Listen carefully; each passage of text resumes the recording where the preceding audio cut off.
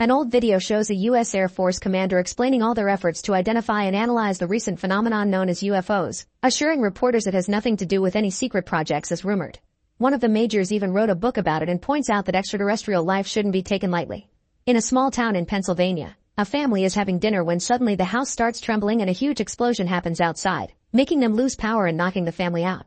When they wake up, they begin hearing some weird noises and become incredibly sick.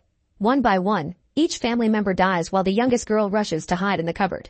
Meanwhile, Nobel Prize winner and NASA exobiologist Lauren is in her home after getting arrested for driving while drunk. Now she takes medicine for her depression, yet she keeps on drinking.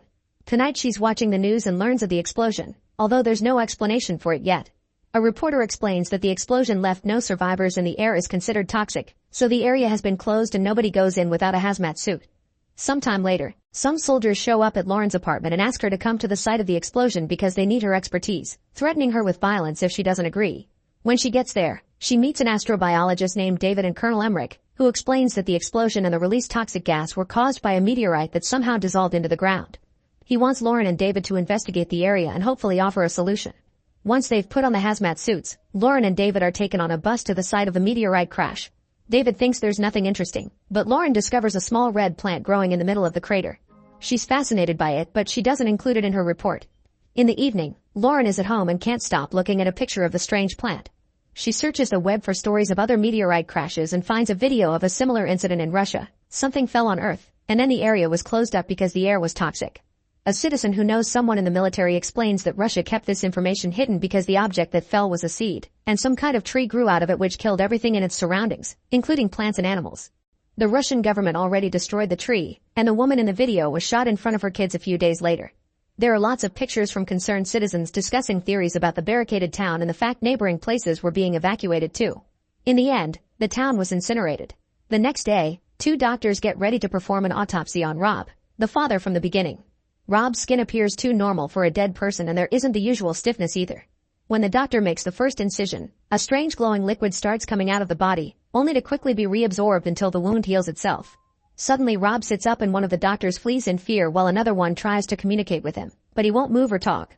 The doctor checks his pulse and discovers there's no blood or blood pressure, and the body is rather cold. At that moment everyone's phones start ringing at the same time and see a bunch of employees running down the corridor. They go to check what's happening and discover that some of the dead people from the toxic town are now standing. Soon the rumors spread and lots of reporters appear outside the facility discussing possible theories and the actions of religious groups. Lauren isn't taking it well, but she refuses any help from David. The doctors try to get the dead people to react by showing them pictures of their families, but nothing happens. After some testing, they theorize that only 49 bodies have been reanimated from the 1,300 dead people because of their proximity to the meteorite crash. They inhaled the toxic air and also particles from the meteorite, which seemed to be transforming their internal organs. Sometimes these resurrected people suddenly move, but it's only to face a different direction.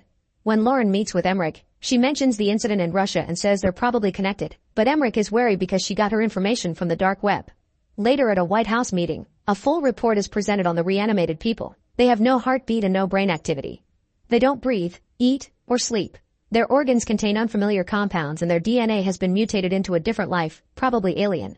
The same new sequence is repeated in each victim, which shows this isn't random. A military leader proposes incinerating the bodies, so Lauren shares her theory about Russia and points out that maybe they're being targeted. If they don't find an answer, a big city may be attacked next. Since her proof is only internet pictures that may have been edited, she isn't taken seriously, but the president still votes against incineration and orders the scientists to keep studying the bodies. This whole situation makes Lauren's depression worse and she ends up drinking alone in her car while remembering her childhood. Her father had taken her to a secret location and asked her to keep it secret from everyone, including her mom. However, the memory ends there because she suffers from amnesia.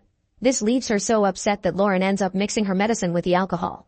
Afterward, Lauren goes back to the facility, where the doctors are allowing the relatives to talk to the bodies, but it still gets no reaction. Desperate for answers, Lauren goes to the room where all the reanimated bodies are, and shows a little girl her favorite childhood book while sharing the story of her mother's death, admitting that she didn't cry.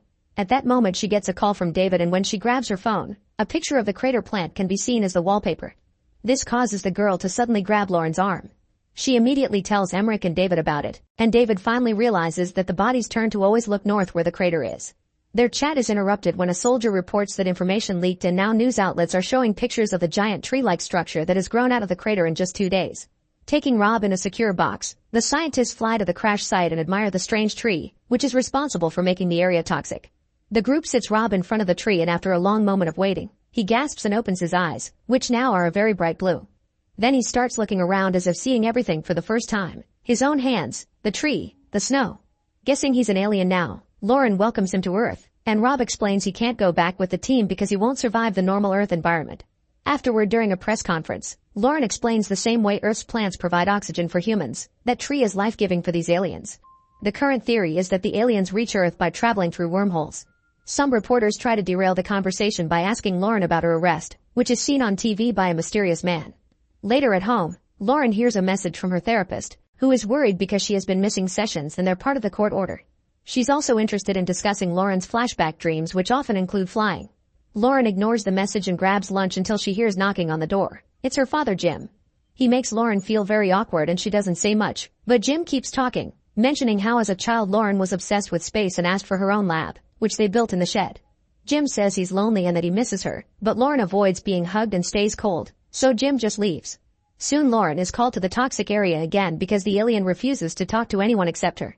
Once she's suited up, Lauren sits with Rob, who explains that his home planet became uninhabitable and forced his species to seek a new world. This tree won't grow anywhere else, and they were given the coordinates to reach Earth by a human called Supernova 94. This person sent messages to space with the purpose of finding them, even giving them a list of humanity's strengths and weaknesses. At that moment, the scientists try to take a sample from the tree and Rob asks Lauren to make it stop, but she can't. Lauren explains they won't let the tree stand for much longer because it's damaging Earth's environment, but Rob says his people will change the environment. He also reveals he has special abilities before taking control of a scientist's body to make him open his hazmat suit. A few guards rush to tackle the man down while others surround Rob, demanding for this to stop while they take Lauren away. Rob's eyes turn black and the scientist breaks a soldier's mask, causing him to quickly become infected and cough up blood until he dies.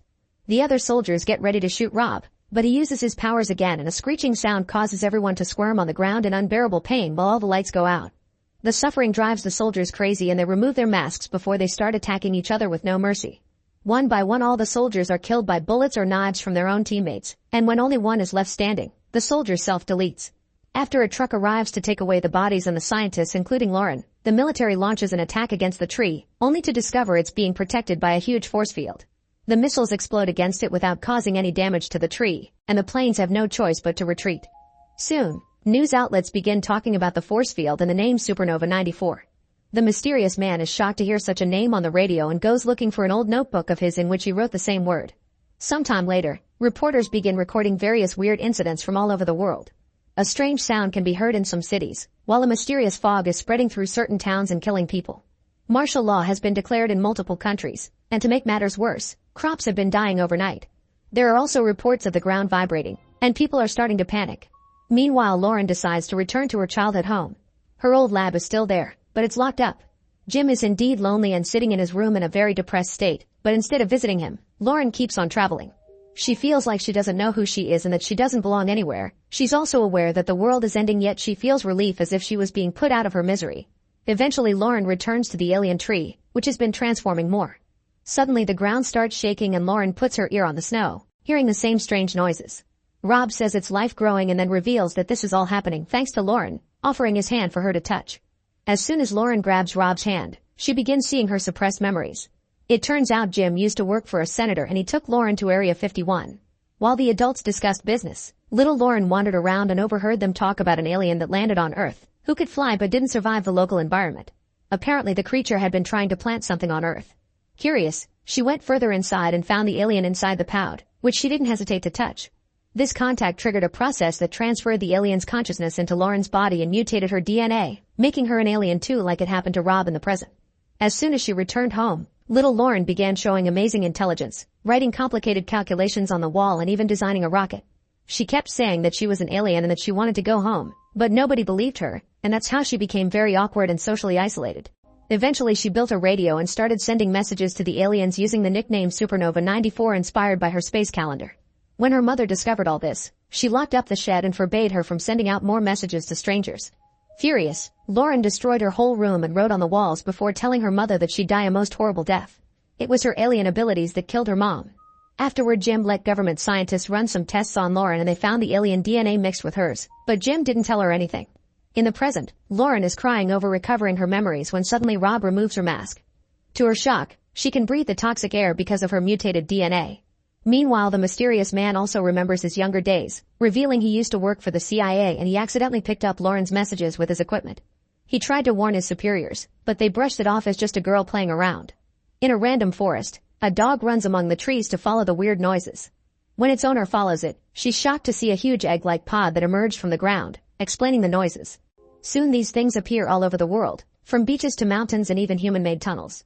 Suddenly all these objects explode at the same time and expel a black smoke that starts spreading through the land and killing people.